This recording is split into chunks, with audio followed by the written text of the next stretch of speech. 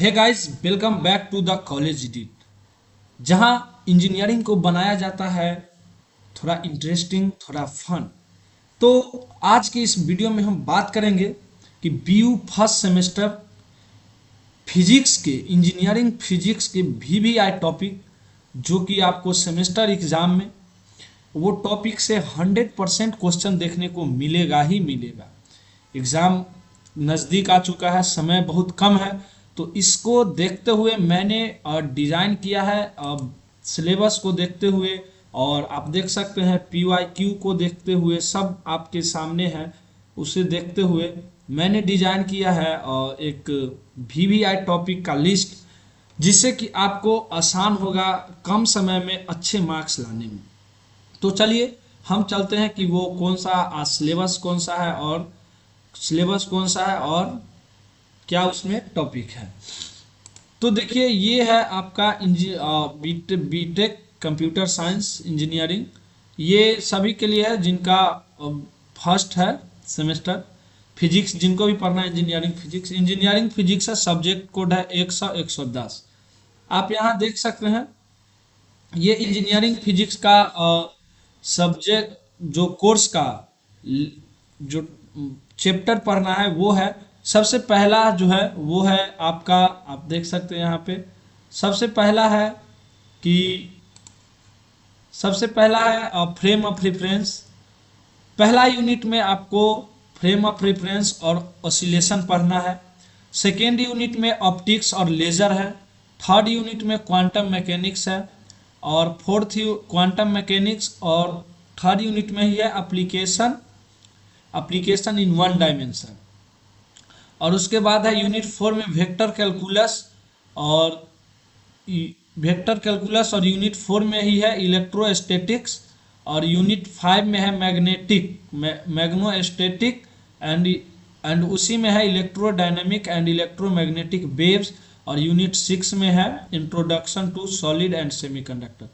तो चलिए अब हम बात करते हैं कि इसमें से कौन कौन सा VVI टॉपिक है। मैंने हाईलाइट कर रखा है और आपको हम समझा देते हैं।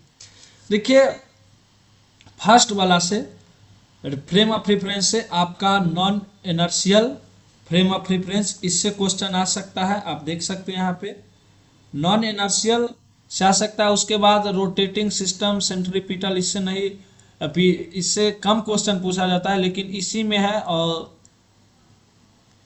ये acceleration and its application weather system, इससे क्वेश्चन आ सकता है। सेकेंड में जो ऑसिलेशन है, इसमें आप ये दोनों कर लीजिएगा। हालांकि मैंने इसे हटा दिया है, ये जो डैम्प हार्मोनिक ऑसिलेशन है इसे मैंने हटा दिया है, इसलिए क्योंकि आप देख सकते हैं यहाँ पे पिछले साल इससे क्वेश्चन पूछा गया है, इसलिए मैंने इसे हटा दिया है, आपको देखने को मिलेगा। उसके बाद इसमें डैम्प्ड हार्मोनिक मोशन ये आ सकता है, क्योंकि पिछले बार हार्मोनिक ऑसिलेटर आया है, तो इस बार ये आ सकता है। इसी में आप ये तीनों कर लीजिएगा कि over damped, critical damp, critically and damped and lightly damp oscillator. इसमें से कोई एक आ सकता है, आपको ओवर डैम्प आ सकता है, या क्रिटिकली डैम्प्ड आ सकता है, या लाइटली डैम्प्ड आ सकता है शॉर्ट नोट्स लिखने के लिए। तो इसको आप जरूर देख लीजिएगा। उसके यही में है फोर्स ऑसिलेटर एंड रेजोनेंस, ये नहीं भी करिएगा तो चलेगा। अब आते हैं यूनिट 2 में ऑप्टिक्स एंड लेजर। इससे शॉर्ट नोट्स लिखने के लिए देखिए, यूनिट 2 से जो क्वेश्चन पूछा गया है मैं आपको दिखाने का प्रयास कर रहा हूं। आप देखिए, यूनिट 2 का जो शॉर्ट नोट्स है, आप इसमें देख सकते हैं कि यहां से लेजर से ये देखिए, write down four application of laser the field of engineering. मतलब इंजीनियरिंग में 4 यूजेस बताइए लेजर का, तो इससे आया है। डिफाइंड फर्मी एनर्जी, वही चैप्टर से है।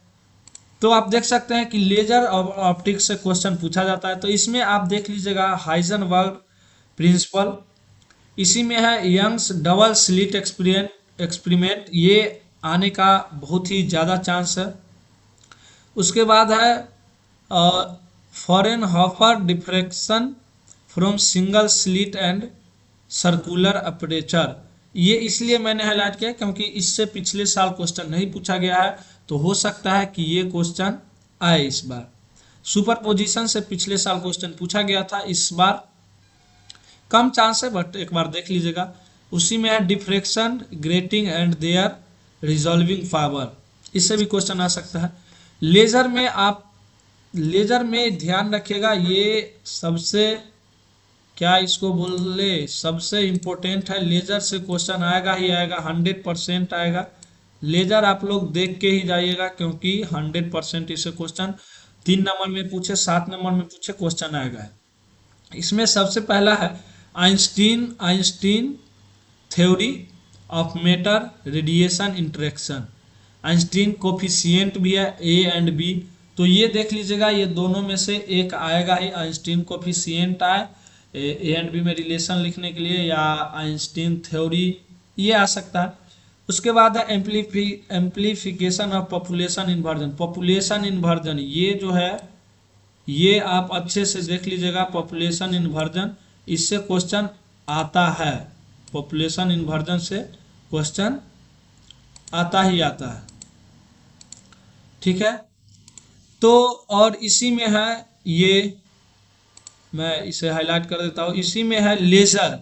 लेजर में आप ये देख लीजिएगा, डिफरेंट टाइप ऑफ लेजर, जिसमें आपका गैस लेजर हो गया, गैस लेजर हो गया, इसी में है ये helium neon laser, solid laser, ruby laser. तो एक लेजर देखिए, आपको मैं दिखाने साथ साथ PYQ भी दिखाने का प्रयास करता हूँ। ये देखिए लेजर का पूछा गया है, और इसमें नीचे जाएंगे तो और भी लेजर का क्वेश्चन पूछा गया है।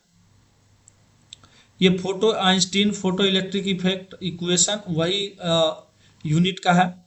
यहाँ पे देख सकते हैं different type of laser, sorry different type Fermi energy है, और ये लेजर है। तो ये लेजर का यूज पूछा है, और यहाँ से देख लीजिए आप, पूछा है कि write notes on population inversion laser. Population inversion तो इस बार हो सकता है, आप देख सकते हैं लेजर से यहाँ भी क्वेश्चन पूछा गया है। Discuss the structure of ruby laser, draw the its energy and band diagram. आप एक बात याद रखिएगा, लेजर में या इसमें और BEE में स्ट्रक्चर वाला जो भी क्वेश्चन है, डायग्राम वाला, उसे जरूर कीजिएगा, क्योंकि डायग्राम पे ही नंबर मिलता है, डायग्राम पे बहुत ज़्यादा नंबर मिलता है, इस बात को आप याद रखिएगा।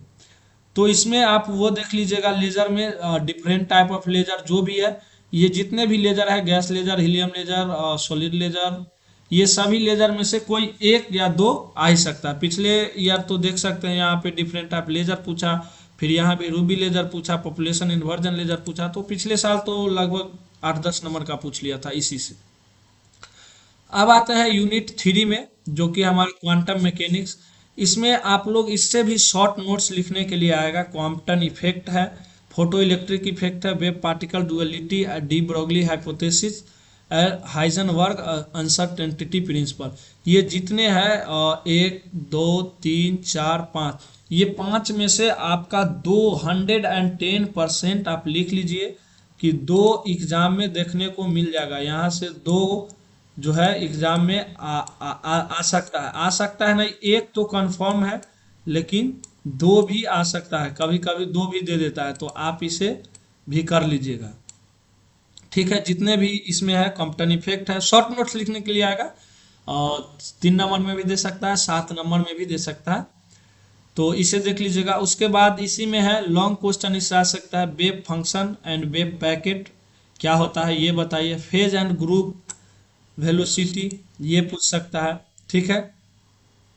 अब आते हैं यूनिट 3 में, ये एप्लीकेशन इन 1 डायमेंशन। तो इसमें जो पूछने वाला टॉपिक है, हमें लगता है वो ये पूछ सकता है कि application of Schrodinger wave equation particle in 1 dimension box. इससे यही आएगा, स्क्रंजर वेव इक्वेशन से एक ही टॉपिक ही है इसमें, तो इसको आप देख लीजिएगा। हाँ, और इसमें सबसे इम्पोर्टेंट है, आप मैथ में पढ़े होंगे लेकिन ये मैथ वाला नहीं है, आइगन वैल्यू है, इसको निकालने का सीख लीजिएगा। हो सकता है कि 2 नंबर में पूछ दे ऑब्जेक्टिव में आइगन वैल्यू, मैथ्स टाइप का नहीं है, इसमें पाई में आंसर आता है, शायद हमें उतना याद नहीं, लेकिन इसको आप जरूर देख लीजिएगा। ये जो eigen value of energy and momentum है। अब आते हैं वेक्टर कैलकुलस। तो वेक्टर कैलकुलस में आपको देखिए, हम ये टॉपिक अभी ये कवर कर लेते हैं, उसके बाद इम्पोर्टेंट बात बताएंगे कि कौन कौन सा ऐसा इसमें टॉपिक है जिसको आप करिएगा तो 2-3 सब्जेक्ट में आपका बेनिफिट हो जाएगा। वेक्टर कैलकुलस में है ग्रेडियंट है, डाइवर्जेंस है। वेक्टर कैलकुलस में ग्रेडियंट है, डाइवर्जेंस है एंड कर्ल है। Line surface and volume integral है। गॉस गॉस डाइवर्जेंस है। Theorem, Stokes theorem, Cartesian. इसको गाइज आप लोग जो है इसको हाईलाइट कर लीजिए। ये यूनिट पे मैं फिर से वापस आऊँगा, इसलिए इसको हाईलाइट कर दिया हूँ। इसी में है इलेक्ट्रोस्टैटिक में, आप ये इलेक्ट्रोस्टैटिक तो आप 12th में पढ़े हैं, सेम वही है। कोई इसमें आएगा गॉस लॉ, इट्स एप्लीकेशन क्या है, गॉस लॉ उसका यूजेस क्या है, ये बताइए। उसके बाद डाइवर्जेंस, सॉरी कहाँ गया, वो तो उसी में था, डाइवर्जेंस एंड कर्ल इलेक्ट्रोस्टैटिक, हाँ ये भी है। इसमें भी है डाइवर्जेंस और कर्ल, उसमें भी था, वेक्टर कैलकुलस में भी और इलेक्ट्रोस्टैटिक में भी है। और आ सकता है इसमें पॉइसन एंड लेप्लास इक्वेशन, ये देख लीजिएगा। लेप्लास इक्वेशन जब आप लोग सेकेंड सेमेस्टर में आएगा तो यहाँ भी देखने को मिलेगा। डाइलेक्ट्रिक पोलराइजेशन बाउंड चार्ज, ये आ सकता है। इलेक्ट्रिक डिस्प्लेसमेंट बाउंड्री, इससे क्वेश्चन कम चांस है लेकिन आ सकता है। इस पे आप ये याद रखिएगा, फिर से आएंगे हम यूनिट 4 पे। उसके बाद यूनिट 5 में है मैग्नेटोस्टैटिक। इसमें आप देख सकते हैं जो भी है वो सब आप 12th में पढ़ें, और सेम 12th वाला ही नोट्स लिखना है। आपको याद हो तो लॉरेंज फोर्स है, बायो-सावर्ट लॉ है, एंड एम्पियर सर्किट लॉ है एंड देयर एप्लीकेशन, तो ये सब आप लोग पढ़ के आए हैं। इसमें भी फिर से डाइवर्जेंस कर्ल है मैग्नेटोस्टैटिक फील्ड में। तो ये डाइवर्जेंस और कर्ल तो अच्छे से ही समझ लीजिएगा। आप लोग देख सकते हैं कि कितने 4 यूनिट में भी था, 5 यूनिट में भी है और अदर सिलेबस में भी है, मैं उसको भी बताऊंगा भी। उसके बाद यहाँ से ये रहा, और इसमें तो और कोई ज़्यादा है नहीं। ये है पॉइंटिंग थ्योरम, इसको देख लीजिएगा। हाँ, एक ये है wave equation and plane electro wave in vacuum and their transverse nature polarise. Wave equation क्या होता है ये देख लीजिएगा, उसी में ये सारा टॉपिक है। और 6 भी हाईलाइट किए हैं, तो आप देख सकते हैं। ये है introduction to solid and semiconductor. इसमें आप free electron theory, metal, Fermi level से आप देख सकते हैं क्वेश्चन आया है पिछले बार। यहाँ पे आप देख सकते हैं डिफाइन फर्मी लेवल, ये है क्वेश्चन, तो इसे आप लोग अच्छे से देखिएगा। फर्मी लेवल है। उसके बाद Bloch theorem for particle in a periodic potential है। Kronig Penney model and origin of energy band है, ये देख लीजिएगा। इलेक्ट्रॉनिक मटेरियल में है metals, semiconductor, insulator, intrinsic, extrinsic semiconductor, ये है। तो ये जितने भी हाईलाइट किए गए हैं इसे आप स्क्रीनशॉट ले सकते हैं। आप यहाँ से स्क्रीनशॉट ले सकते हैं जो भी हाईलाइट है। अगर पीडीएफ चाहिए तो आप व्हाट्सएप ग्रुप ज्वाइन हो जाइए, वहाँ पे आपको पीडीएफ मिलेगा। चलिए अब बात करते हैं हम कि क्या इसमें से कौन सा वैसा यूनिट है जिसे पढ़ेंगे तो हमें डबल फायदा होगा। देखिए, आप लोग वेक्टर कैलकुलस को जो है, वेक्टर कैलकुलस को अच्छे से पढ़िए। क्या करिए, वेक्टर कैलकुलस को अच्छे से पढ़िए। वेक्टर कैलकुलस को अच्छे से पढ़िए, क्योंकि इसमें जो ग्रेडियंट है, डाइवर्जेंस एंड कर्ल है, ये आपका मैथ में भी 6 यूनिट में है, और ये फुल्ली वही है जो 6 यूनिट मैथ में है, वही यहाँ से भी है। लाइन इंटीग्रल है, सरफेस इंटीग्रल, वॉल्यूम इंटीग्रल है, और Gauss divergence and Stokes theorem. Fully ये 4 चैप्टर 4 और यूनिट 4 और मैथ का यूनिट 6 दोनों सेम है। तो आप एक यूनिट किसी का कर लीजिए। मैथ में पढ़े होंगे तो यहाँ आसान होगा, यहाँ पढ़े होंगे तो मैथ में आसान होगा। यहाँ से 7 नंबर और मैथ का 7 नंबर मैथ में भी इससे क्वेश्चन आता है 7 से 14 नंबर में, तो ये देख लीजिएगा। और दूसरा है unit 6 introduction to solid and semiconductor. अगर ये आप कर लेते हैं तो आपको बेसिक इलेक्ट्रॉनिक्स में बेनिफिट होगा।